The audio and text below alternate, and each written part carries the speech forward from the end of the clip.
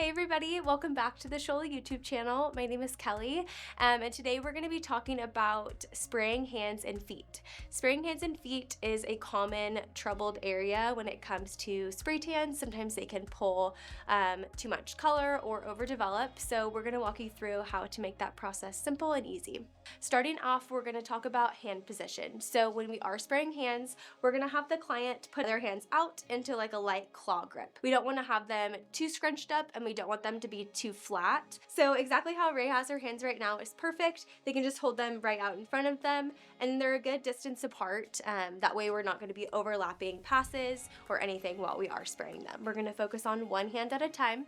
When it comes to distance away from the body, it's important that we're increasing our distance and pulling our spray gun back. When we're spraying the hands, we're not going to be the normal 8 to 10 inches away. It's going to be about 2 feet up and above the hand for the best distance. Think light mist.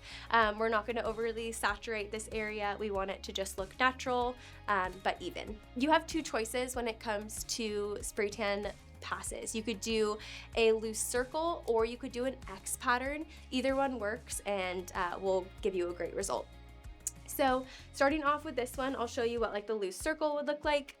You are going to hold your applicator up far away, pull the trigger, and you're going to do a big loose circle. And then I'm going to take my applicator and dry this area very well. So I'm going to use the air that's coming out of my gun when I am not pulling my trigger to dry it.